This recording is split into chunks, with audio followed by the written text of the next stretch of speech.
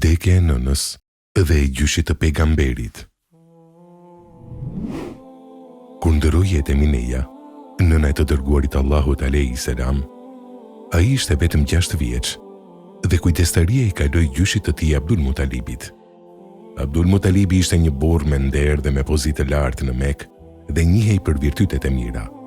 Kurejshët e quanin atë El Fadl, i virtytshmi, për bujarinë dhe virtytet e tij. Abdul Mutalibi e donte shumë nipin e tij Muhamedin alayhis salam dhe e vlerësonte më shumë se bijtë e vet. Ai tregohej më i butë me të se sa me fëmijët e tij. Ibn Ishaku tregon: Abdul Mutalibit i shtrinin një shtroj në hijen e Qabes dhe djemtë e tij uleshin për qark saj, duke e pritur të dilte, por asnjëri nuk guxonte të ulej mbi shtroj nga respekti për të. Kur vinte i dërguari Allahut alayhis salam, ndërkohë që ishte ende një fëmijë i vogël, i fortë dhe i shëndetshëm, ulej mbi shtroj. Xhaxhallarët e tij përpiqeshin të largonin, por Abdul Mutalibi kur e shihte këtë situatë thoshte: "Lëreni djalin, nipin tim. Pashallahu, ai do të bëhet njeri i madh." Pastaj e ulte pranë vetes mbi shtroj dhe ja përkëdhelte shpinën me dorën e tij dhe gëzohej nga sjellja e tij. Sa herë që Abdul Mutalibi ulej për të ngrënë, pyeste për të dhe thoshte: "Sillmani djalin tim këtu." Dhe ata ja sillnin menjëherë pranë. Kur ju afrua vdekja, Abdul Mutalibi ala amanet djalit të tij Ebu Talibit që ta ruante dhe të kujdesej për nipin e tij Muhamedin alayhis salam. Kur i dërguari Allahut alayhis salam mbushi 8 vjeç, ndëroi jetë gjyshi i tij Abdul Mutalibi. Në çastet e fundit të jetës, Abdul Mutalibi ala amanet të birit Ebu Talibit të ruajtjen, mbrojtjen dhe kujdesin për të. Ai ja besoi këtë detyrë posaçërisht Ebu Talibit, sepse Abdullahu, baba i profetit, dhe Ebu Talibi ishin vëllezër nga e njëjta nën. Kështu që pas vdekjes së Abdul Mutalibit, Ebu Talibi e mori përsipër kujdestarinë e të dërguarit Allahut alayhis salam. Kur vdiq Abdul Mutalibi, Ebu Talibi e mori profetin alayhis salam në kujdestarinë e tij. Ai e mbante gjithmonë me vete dhe e donte shumë, madje më shumë se fëmijët e tij. Nuk flinte veç se pranë tij, i jepte ushqim veçmas dhe e trajtonte në mënyrë të veçantë. Thuhej se kur fëmijët e Ebu Talibit uleshin për të ngrënë bashkë ose veçmas, nuk ngopeshin, por kur i dërguari Allahut alayhis salam hante me ta, ata ngopeshin dhe madje u tepronte. Kur uleshin fëmijët e Ebu Talibit për të ngrënë drekën ose darkën, ai u thoshte: "Prisni derisa të vijë djali im."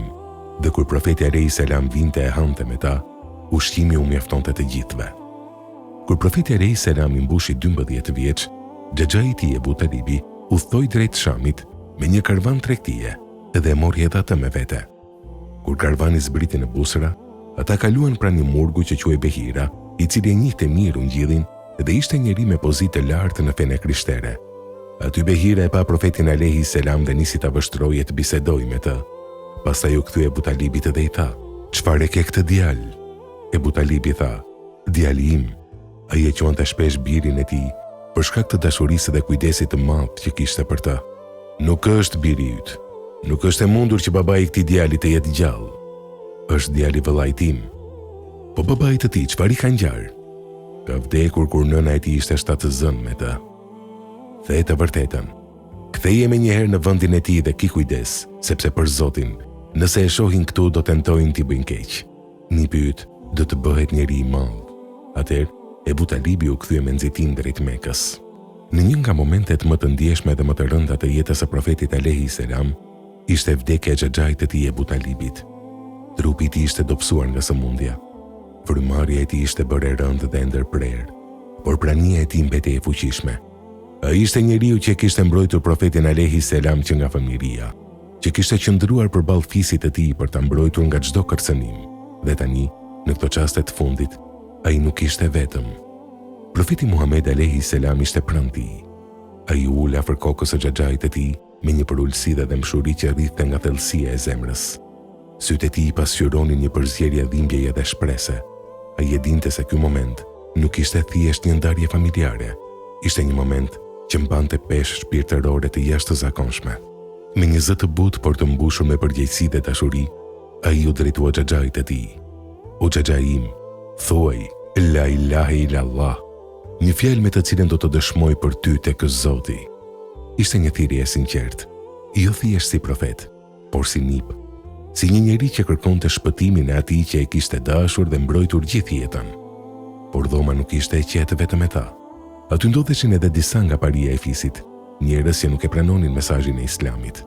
Ata e ndërpren atë moment të brisht me fjalët e tyre, duke i kujtuar Ebu Talibit traditat e të parëve, duke e shtyrë të mos largohen nga rruga e tyre.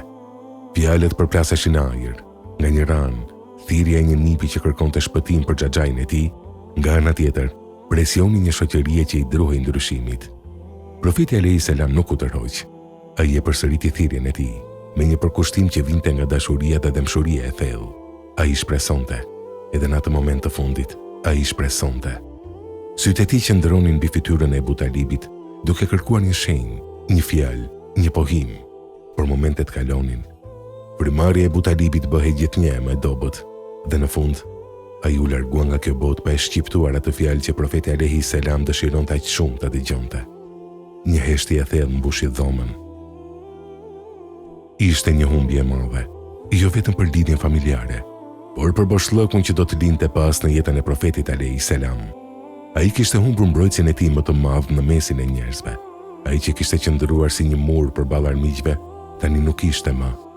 Profeti alayhis salam qëndroi pranë tij në ato çaste të fundit, i përulur, i qetë, por me një dhimbje që nuk kishte nevojë për fjalë. Ai nuk u largua.